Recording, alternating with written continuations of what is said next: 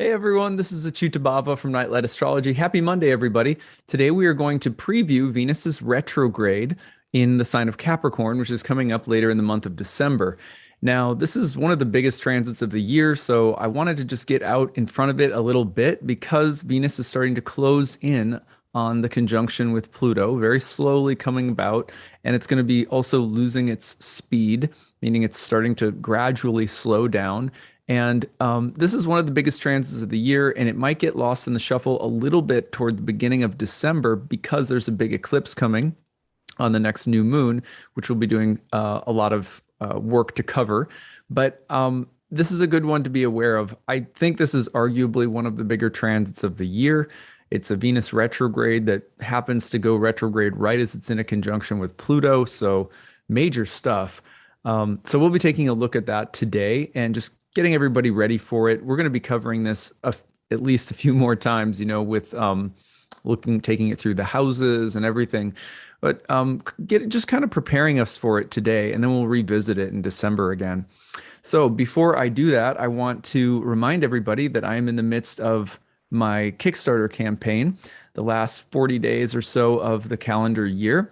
I go into a period of reflection on all of the lessons and insights gained from another year of working and doing daily horoscopes for all of you. And during this time, I also go into prayer and just try to refine my focus for the year ahead and doing this all over again. During this time, we're trying to raise as much money as we can from your donations to support this channel and my work. Our goal is to beat our backer total from the previous year. Last year, we had about 1,366 backers. So we're trying to get to 1,367 if we can, or more. Right now, we are at 241 backers. So we still have a long ways to go. I really appreciate your support if you've already pitched in. And if you haven't yet, remember that when you do pitch in, you can pick up a reward such as a video teaching you how to do mantra meditation, an exclusive Astrology of 2022 video that I'm not releasing anywhere else. I'm creating I create a lot of different exclusive lectures that you can look at. Also readings. I've got a year ahead horoscope reading for all 12 signs. There's also a personalized reading. Those are limited. There's still about 70 or so personalized mini readings where I take a look at your birth chart and actually record something for you personally. And then 50% off all of my classes for 2022, which is easily the best deal that I offer as a way of saying thank you for supporting this channel. So if you're thinking, hey, I want to study in one of Achyuta's classes in 2022, they start in the spring or in the fall, or if you're in one of my classes and you want to take any of my advanced classes, you can take them. And if you bundle them together too, then the price continues to go down. So it's a really good deal. We have a long way to go, 240 backers, 241 backers in. So we try to, just keep a good pace every day. I really deeply appreciate your support. There's a lot of really good things that we do with the funds that we raise from this. I support a staff that helps me with this channel. I obviously support my family. We are building a community herbal medicine garden where my wife harvests herbal medicine and gives it to people in the community for free. We also support donation-based, or what am I saying? Need-based tuition scholarships for a huge amount of people to take my programs. We can do that every year because of the success of the Kickstarter, because it takes away the need for, a bottom line in that program. So really, really appreciate your support if you can pitch in and help. If you like this channel, if you love this channel, this is how I earn a living as an astrologer. So I really appreciate it.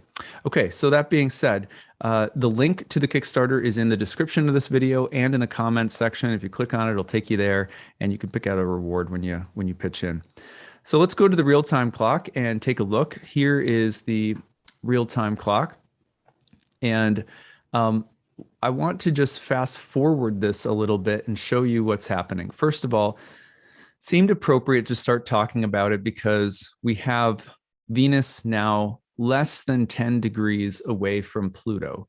And that is where Venus is heading to make its station and turn retrograde. So you can see here's Venus getting closer and closer to Pluto as we get into December. So we're just going to keep going, and you can follow these two planets right there, and just see how close they're going to be for most of December. So you're getting Venus and Pluto right into a conjunction with one another right here by about December 11th. And in a way, this is really when it begins. You could say even earlier is in December is when this begins, because this Venus retrograde is really the story of Venus and Pluto.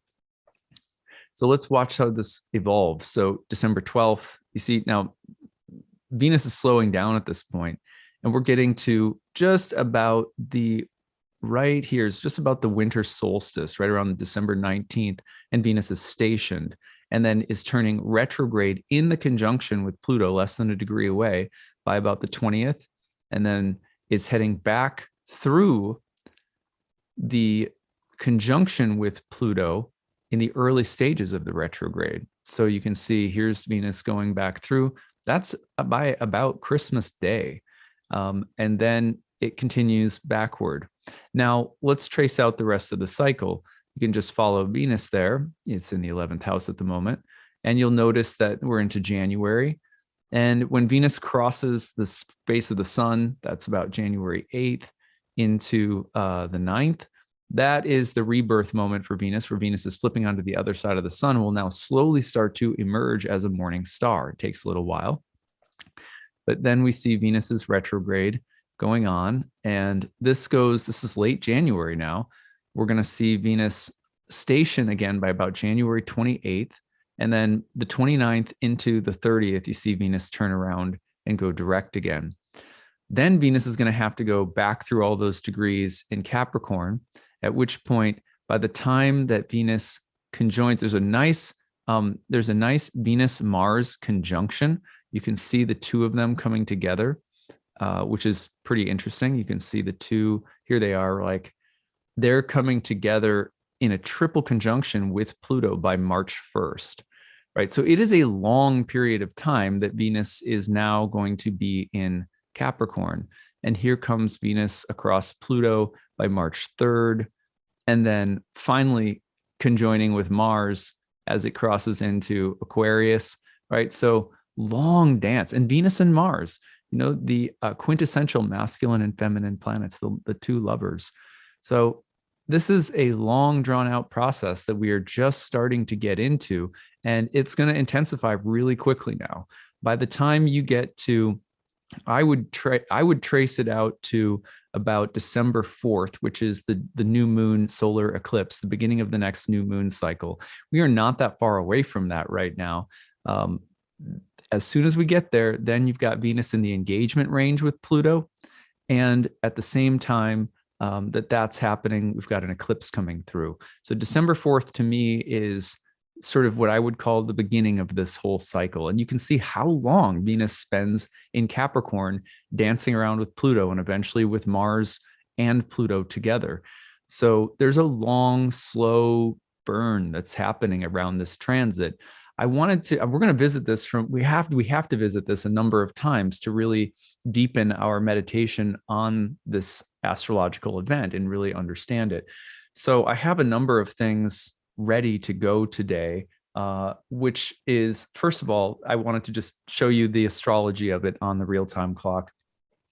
Next, I want to talk about some of the significations of Venus with Pluto, as well as Venus retrogrades in general. So we'll start with Venus retrogrades in general.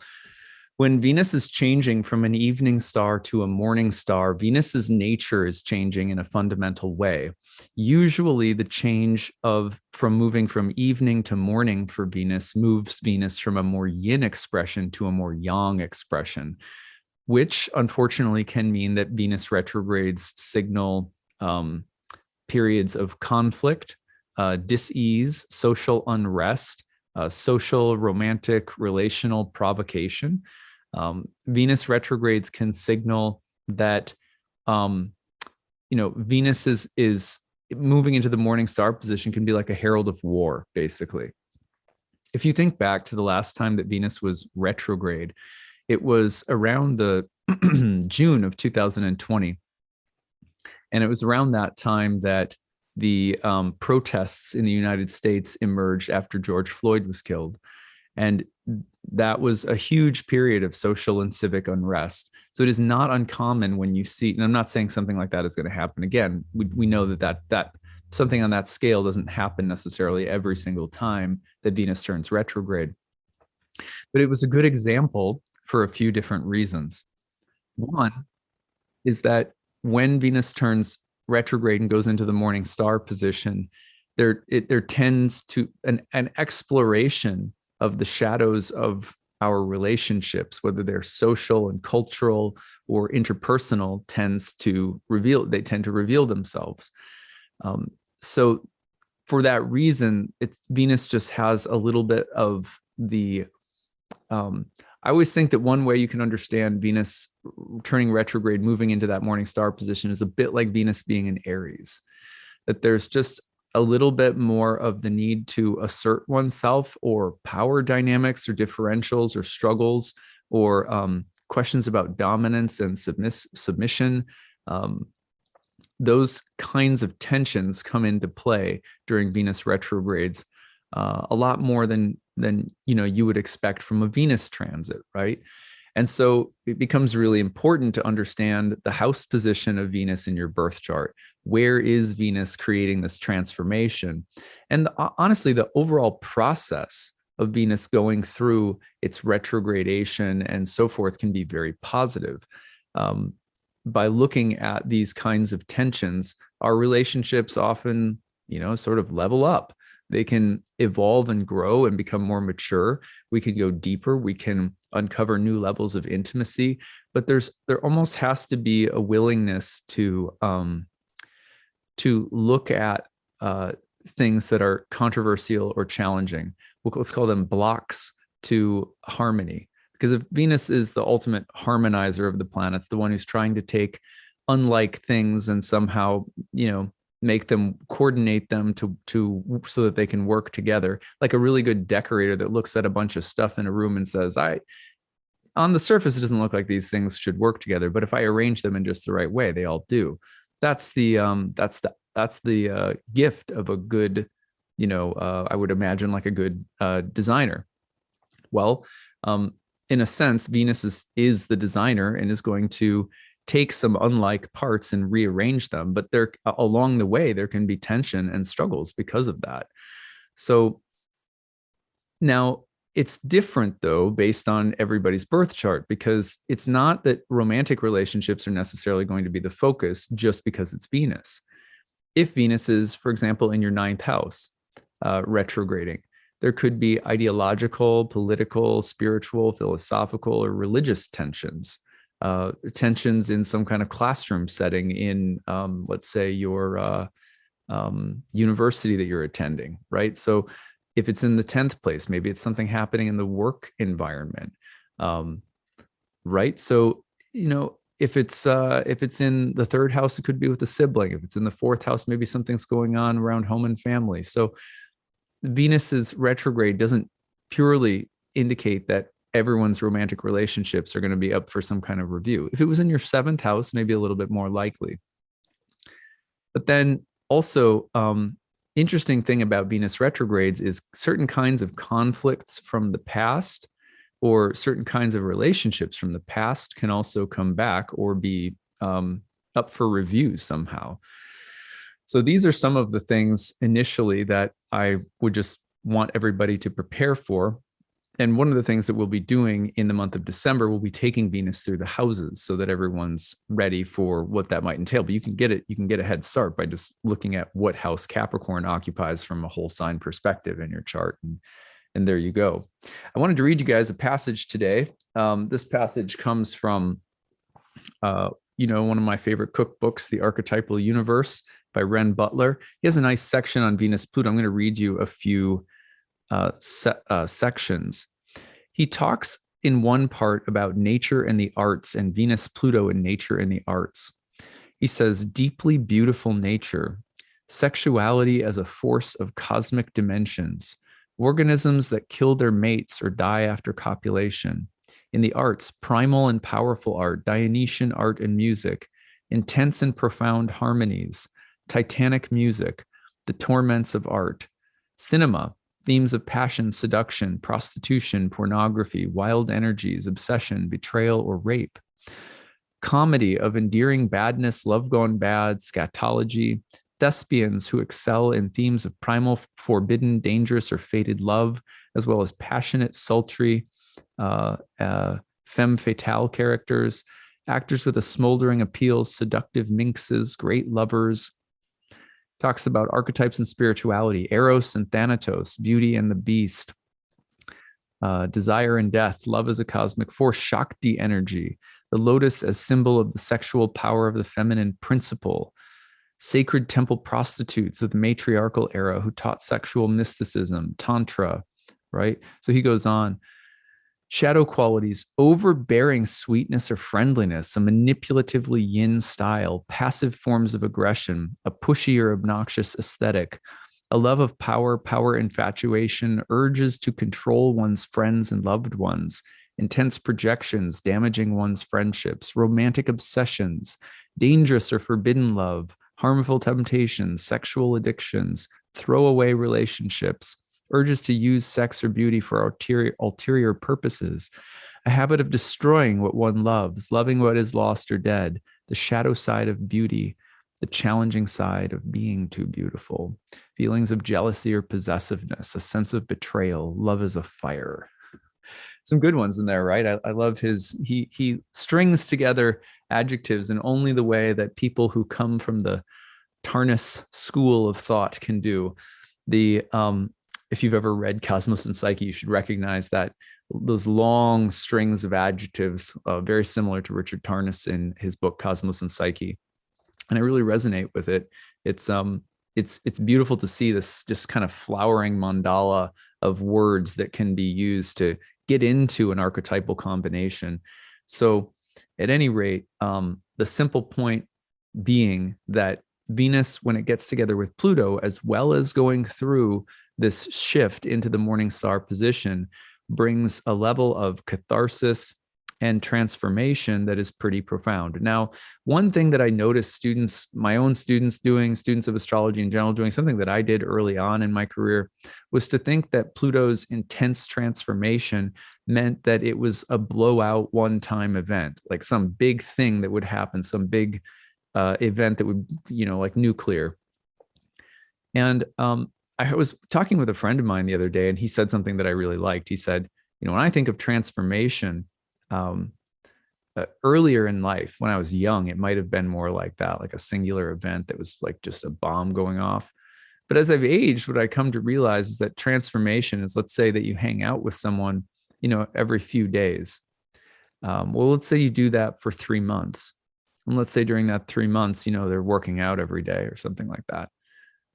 You're not going to notice the change in them if you're hanging out with them every 3 days. But if you were to look at a picture of them at the first day that you hung out, and then 3 months later at the end, when they had worked out every day for 3 months, then you might notice the change. Or maybe sometime, 2 months in, you might go, I think you're looking a little bit different. So for most of us, that's how transformation occurs. It is a cumulative process. It's not something that happens all at once. So when we talk about this and, it's so intense and Venus conjoined with Pluto, and yeah, there might be, I would say, some acute events while Venus is conjoined with Pluto. I would not be surprised by that in my life or, just in the lives of my clients. But overall, when we say that there's a transformative, kind of cathartic element to this Venus retrograde because of Pluto, we're really talking about what's going to happen between now and, March. So being able to measure that requires that we have some reflective distance. So keeping a journal is a really good idea, especially once you can locate which house topics are being activated. In my own chart, the 9th house is being activated because I have Capricorn in the 9th. So I anticipate questions about the Venus dimension of life, as well as the religious, spiritual, academic side of life. I anticipate that those areas will come into focus. So at any rate, Venus and Pluto could deliver some acute events, especially right around the solstice, right as Venus is turning retrograde, right around Christmas.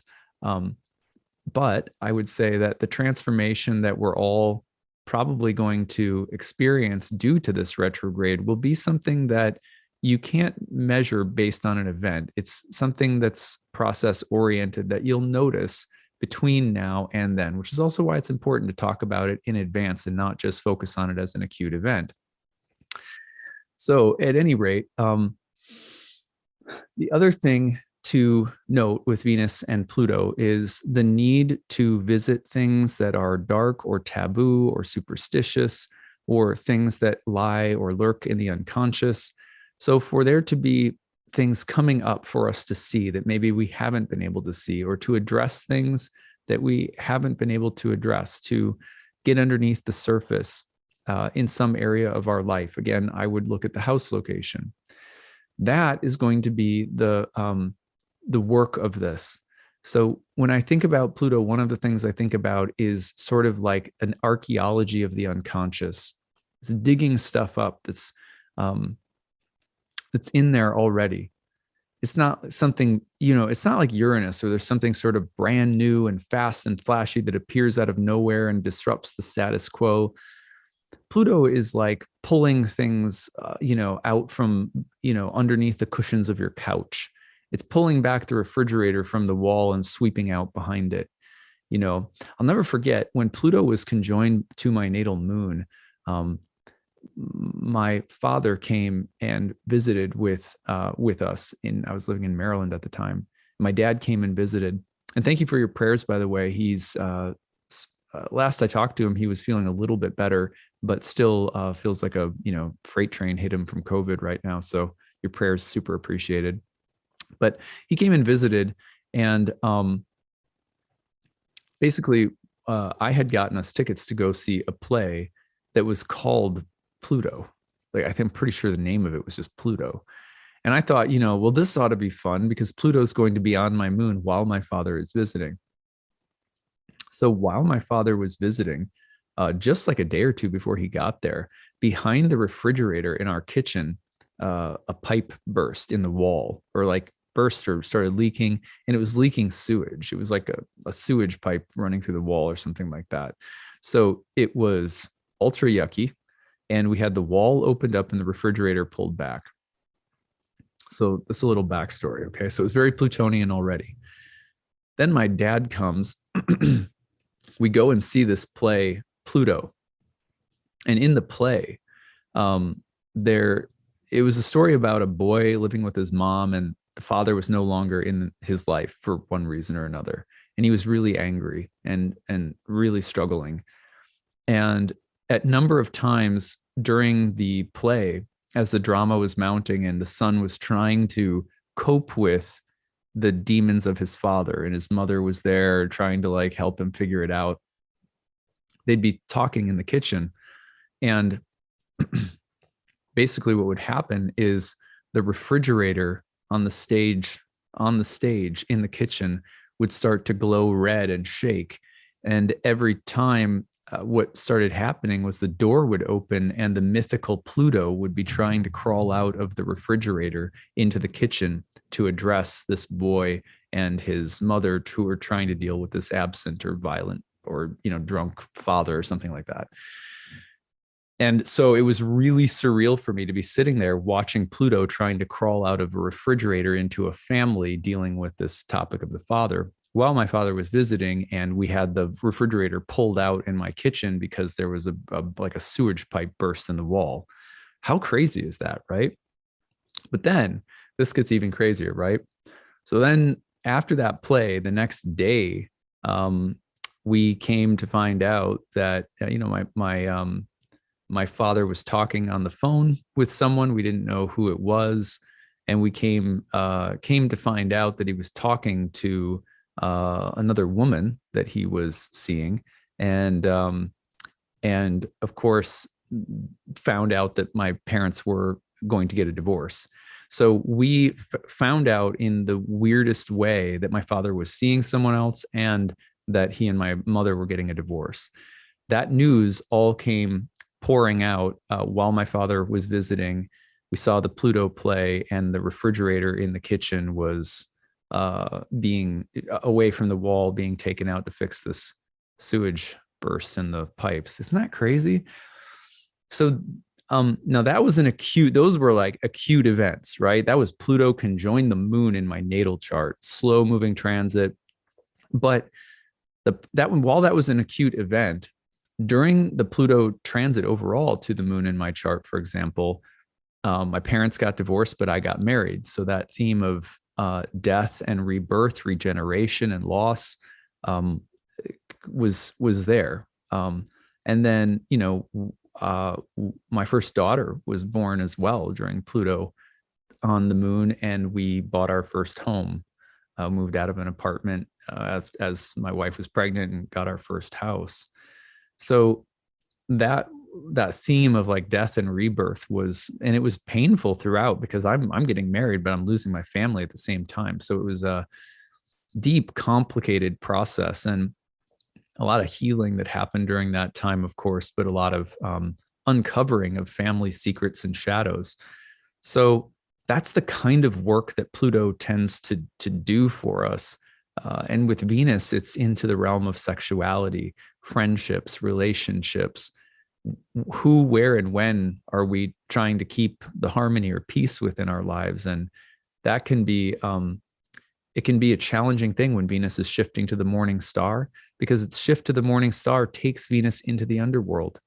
It is an underworld transformation that brings things up, that provokes certain kinds of conflicts, that looks at power differentials. But then on top of it, we're amplifying all of that by conjoining it with the Lord of the underworld, Pluto. So big transit coming up. And I encourage everybody to just look at it and be aware of where it's happening.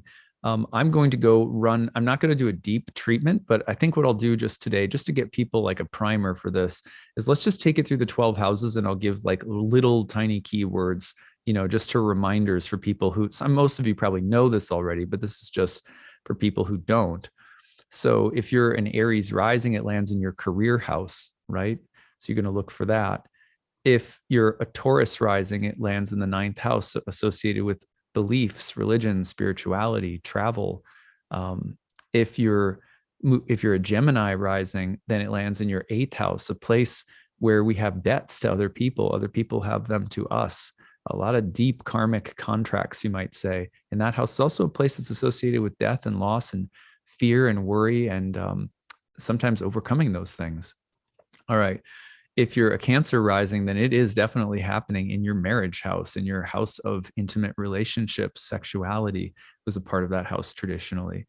So if you're a Leo rising, then it's going to be placed in the sixth house, a place that was associated with hard work, but also sickness and some form of selfless sacrifice. So that's a very interesting place for that to be happening if you're a Leo. I think Leos have one of the more interesting placements for this transit, just because it's a very unusual place to have a Venus retrograde. Anyway, Virgo on the ascendant places Venus into the fifth house with Pluto. That is a place that has to do with pleasure, joy, recreation, creativity, also children and pregnancy. All right, if you're a Libra rising, then we're taking this, we're putting it into the fourth house of home and family. So if you're a Libra rising, you're looking at issues around home, family, living environment. If you're a Scorpio rising, then we're taking this and putting it in the third house, place that's related to the mind and the environment around you, and sometimes siblings too. But I especially think of your mental and emotional environment around you and the way that it has an impact on your day-to-day living. If you go forward again to Sagittarius on the ascendant, then we're putting it into your financial house, house 2. So changes around money, earning power, business, things like that. If you're a Capricorn, then we're putting this into your first house, which can have to do with your health, your physical appearance and body, or your sense of character and psychology, personality. Also, if we move to Aquarius rising, another Saturn ruled sign, we're taking Venus and Pluto and putting them in the 12th house. This may be one of the more challenging ones, honestly, because you're looking at the place that's associated with our shadows, the things that we don't see that tend to undermine us. The things that imprison us, the things that can create a little bit of isolation or even that sort of dark night of the soul feeling. So a little bit of a challenging one for Aquarians, but lot of things that are learned out of the 12th house always. And then finally, if you're a Pisces rising, we're putting this into the 11th house, which is a place of friends and groups. So looking at changes around the social life, colleagues, groups of people, etc. So I thought we'd just go through that quickly to give you, just a little bit, prime the pump just a little bit before we, take some deeper dives in the month of December. Anyway, I hope that you guys enjoy this preview today, just getting you ready for it because it's a process, not just a one-off event.